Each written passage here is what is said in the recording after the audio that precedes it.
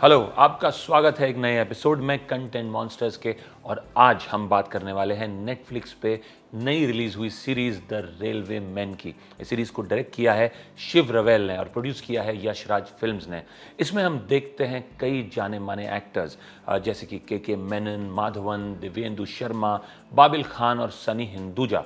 इनके अलावा भी कई और कलाकार हैं जो इसमें नजर आते हैं, जैसे कि मंदिरा Bedi, Philip Roche, Adrija Sinha, Juhi Chawla, Denzil Smith, Dibyendu Bhattacharya, रघुवीर यादव, बेनेडिक्ट कैरेट, मुश्ताक खान और बच्चन पचेरा। ये सीरीज स्टार्ट होती है भोपाल गैस ट्रेजेडी के एक छोटे से इंट्रोडक्शन से, जो कि एक बहुत बड़ी इंडस्ट्रियल ट्रेजेडी थी उस जमाने में, दुनिया की सबसे बड़ी इंडस्ट्रियल ट्रेजेडीज में से एक। फिर ये हमें ले जाती है कुछ घंटों पहले की घटनाओं पर, गैस लीक होने से ठीक पहले के इवेंट्स और परिस्थितियों पर, जिसे हमें गहरी समझ मिलती है उस समय के इंडिया के इतिहास के एक अहम मोड़ के बारे में। द रेलवे मैन देखते हुए आपको HBO की मिनी सीरीज शेरनोबिल की याद आ जाएगी। इवेंट्स के प्रोग्रेशन और इंटेंसिटी कुछ वैसी ही है और सरप्राइजिंगली ये काफी पार्ट्स में उससे भी ज्यादा इफेक्टिव है। इस सीरीज में क्यूरियोसिटी और टेंशन को बखूबी से बांधा गया है, ऑडियंस को एंगेज करते हुए। बावजूद इसके कि ट्रेजेडी होने वाली है, ये हमें पहले से पता है। सीरीज की एक खास बात यह है कि ये सीधे पॉइंट पर आती है, बिना कुछ घुमा फिरा के कहे। के मेनन यहाँ पे सेंटर स्टेज लेते हैं एक ज़बरदस्त परफॉर्मेंस के साथ, जो पूरी सीरीज़ को संभालते हैं। उनका कैरेक्टर जो है स्टेशन मास्टर का, उन तमाम लोगों की भावनाओं को दर्शाता है जो दूसरों की जान बचाने में अपनी फिक्र नहीं करते।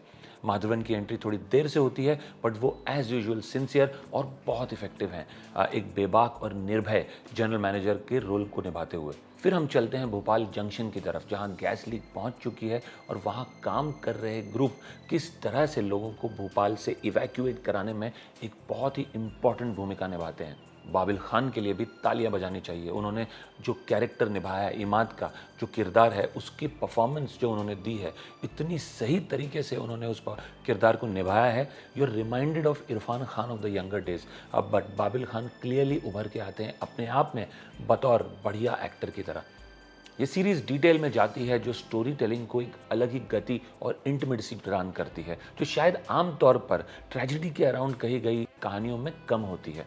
हाँ, ये एक हीरोइज्म की कहानी भी है, लेकिन इसमें कुछ भी गंग हो या यूफोरिक नहीं लगता। क्रिएटर्स बार बार हमें याद दिलाते हैं कि लापरवाही की फिजिकल, फाइनेंशियल और साइकोलॉजिकल कॉस्ट्स क्या होते हैं, और साथ ही साथ सीरीज का ग्रामर और पेस के लिए जो टाइम लिमिट है वो बिल्कुल सही लगता है। ना तो ज़्यादा ही खिंची हुई है और ना ही ज़्यादा देर तक चली जाती है। द रेलवे मैन में परफॉर्मेंसेस शानदार है, जिसमें सनी हिंदुजा का जर्नलिस्ट का रोल भी कमाल का है, जिसे ट्रेजेडी का पहले से अंदेशा था, लेकिन फिर भी उसकी भयानकता और कठोरता देख के वो खुद हैरान रह जाता है।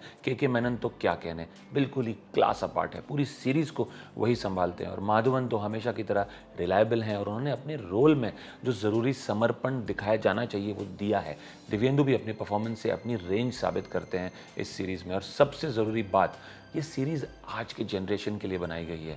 ये एक अवॉइडेबल ट्रेजेडी थी। ये दिखाता है कि इंसान की ज़िंदगी कितनी सस्ती थी। ये होप भी दिखाता है जिसके थ्रू शायद हम कड़ी से कड़ी आपदा से गुजर सकते हैं। ये एक ऐसी कहानी है जो ज़रूर बताई जानी चाहिए थी और मेकर्स ने यही किया है।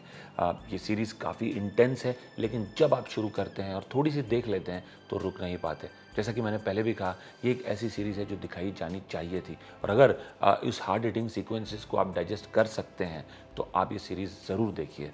और दूसरी एक ख़ास बात जो इस सीरीज़ में है वो ये है कि इसका जो प्रोडक्शन डिज़ाइन है, इसका जो सेट डिज़ाइन है, बहुत ही बढ़िया है, बहुत ही उम्दा है। कोई भी कसर नहीं छोड़ी है मेकर्स ने।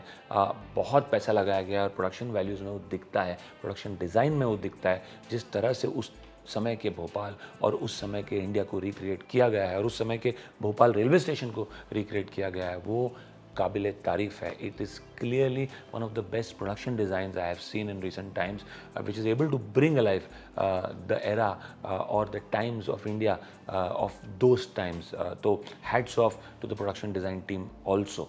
अगर आपने ये शो देखा है तो ज़रूर हमें कमेंट सेक्शन में बताइए आपको कैसा लगा। और अगर आपको हमारा रिव्यू पसंद आया तो ज़रूर हमारे चैनल को सब्सक्राइब कीजिए और ऐसे ढेर सारे रिव्यूज़ के लिए आते रहिए। हम आपको जल्दी मिलेंगे।